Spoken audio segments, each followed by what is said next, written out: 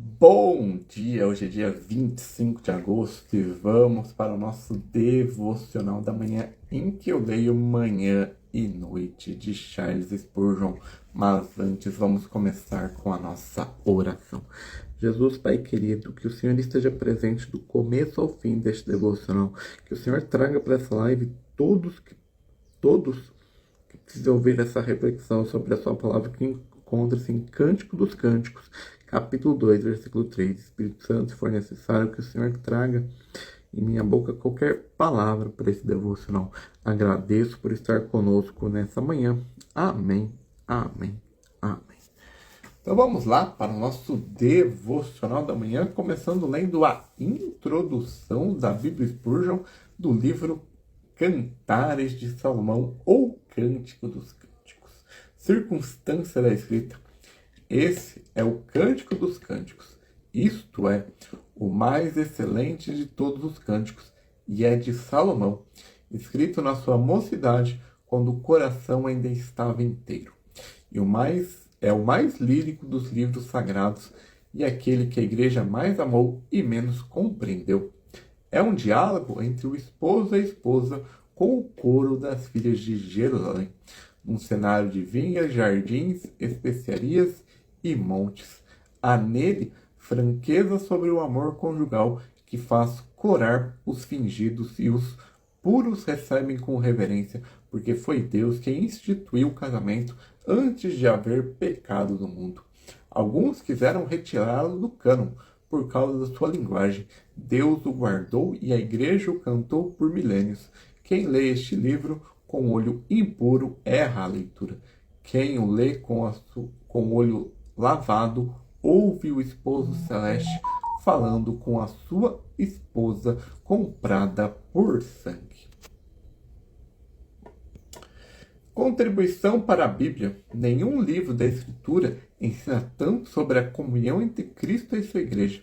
Sabemos por Paulo que o casamento é a figura dessa união. E temos aqui, portanto, um cântico de amor entre o Redentor e os redimidos. E não é doutrina fria sobre união mística, é a conversa de dois que se amam com saudade, com busca noturna, com ausência e com reencontro. O versículo que resume o livro deveria ser a marca de todo crente. O meu amado é meu e eu sou dele, e ele apacenta entre os lírios. Observa a ordem que a esposa fala. Primeiro diz que que ele é dela, e só depois que ela é dele.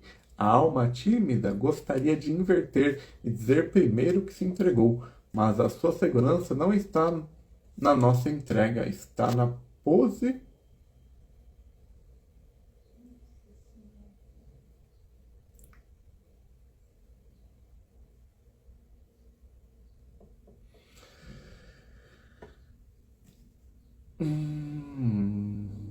peraí. Mas está na pose que temos dele por doação da graça. Digamos primeiro, ele é meu. Repara também na lição sobre a comunhão perdida por preguiça. Ela está deitada, ouve a voz do amado batendo e responde com desculpas. Já me despi, já lavei os pés. Quando finalmente se levanta, ele partiu e ela o procura pelas ruas da cidade e é ferida pelos guardas. Cristo não deixa de amar a sua igreja, mas retira a sensação da sua presença quando a tratamos com indolência. A comunhão é dele por direito. A doçura da comunhão pode ser perdida pelo nosso descuido. E houve mais alta declaração do livro, porque o amor é forte como a morte, o ciúme é cruel como a sepultura, as suas brasas são brasas de fogo, como as veementes labaredas. O amor de Cristo é forte como a morte, provou morrendo. As águas do juízo não a afogaram e nenhuma quantia de riqueza a compraria. Aquele amor não se explica, adora-se. Estrutura, capítulo 1 e 2. O começo do amor. A esposa se declara morena e desejável. Confessa que se cuidou da própria vinha e pede que o amado a leve consigo. E ele a chama mais formosa entre as mulheres, e ela o chama macieira entre as árvores do bosque. Aqui está o convite para o inverno passe e as flores apareçam. Capítulo 3. A busca noturna. Ela o procura pela cidade e não o acha, até que os guardas passam e ela o encontra e não o solta. Toda alma que já perdeu a doçura da comunhão conhece esse capítulo por experiência. Capítulos 4 e 5. O elogio da segunda ausência. Ele descreve a beleza dela parte por parte e a declara toda formosa, sem mancha. Depois vem a cena da porta, a demora, o desaparecimento e a busca dolorosa. Capítulos 6 e 7, o reencontro e o louvor mútuo. Ele diz que é a única entre milhares, e ela declara que seu amado é dela e o desejo dele é para com ela. Palavra que consola mais que muitos sermões. Capítulo 8, o selo e o fogo. O pedido de ser posto com o selo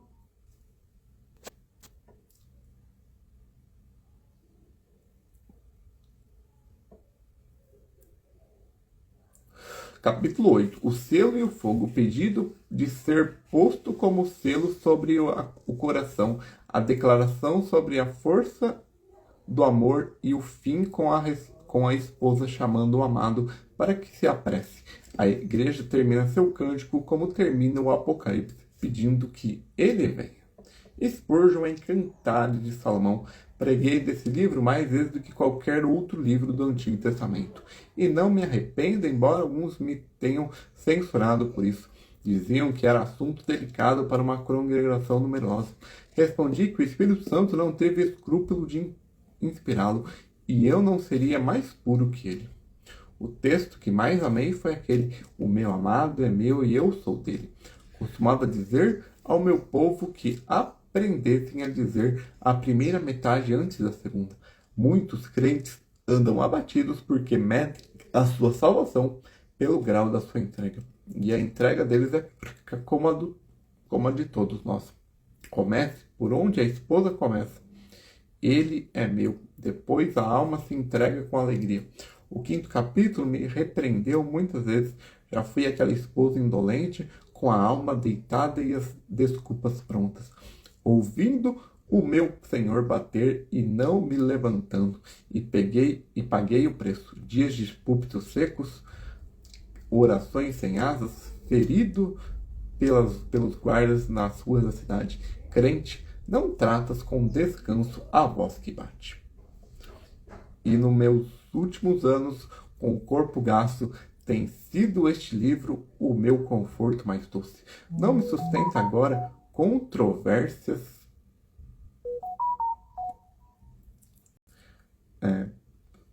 Nos meus últimos anos, com o corpo gasto, tem sido este livro o meu conforto mais doce.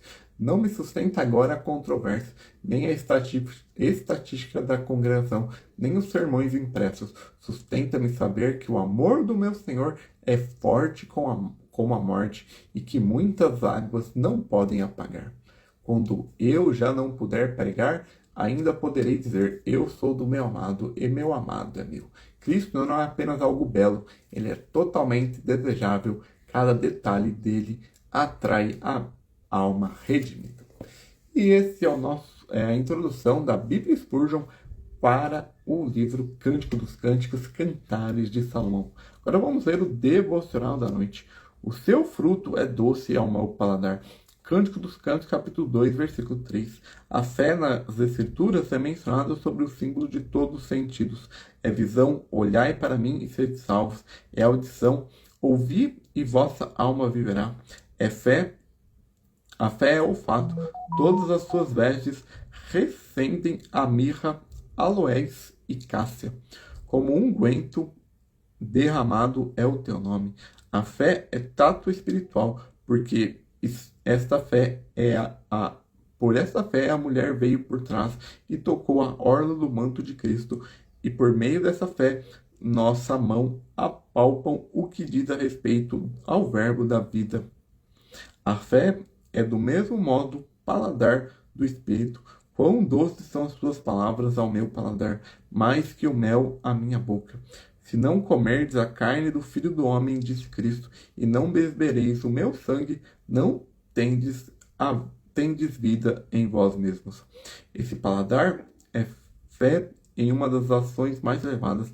Uma das primeiras ações de fé é audição. Ouvimos a voz de Deus, não apenas com o ouvido externo, mas com o ouvido interno. Ouvimos como sendo a palavra de Deus e cremos como é. E este ouvir da fé, então nossa mente olha para a verdade como nos é apresentada. Ou seja, nós a entendemos, percebemos seu significado, e este é o ver da fé. Depois descobrimos sua preciosidade, começamos a admirá-la e descobrimos o quão aromática é, e é o olfato da fé. Depois nos apropriamos das misericórdias que são preparadas para nós em Cristo, isto é, a fé em seu tato. Vem então os prazeres, a paz, o deleite, a comunhão, que são fé em seu paladar. Qualquer um desses atos de fé é redentor. Ouvir a voz de Cristo como a voz firme de Deus na alma nos salvará, mas aquele que nos concede verdadeiro gozo é aspecto da fé que Cristo, pelo santo paladar, é recebido em nós e torna-se o alimento de toda a alma pela apreensão interior e espiritual de sua doçura e preciosidade. É aqui que desejo muito a sua sombra e debaixo dela me assento e percebo que seu fruto é doce ao meu paladar. E esse é o devocional da manhã. Mais tarde, às 6 horas, nós temos o sermão semanal. Eu faço das pessoas o que elas não são. E mais tarde, entre 8 e 9 horas, nós temos o devocional da noite. Então, agradeço a participação de todos. Que Deus te abençoe nessa terça-feira. Te guarde, te proteja. Amém, amém, amém.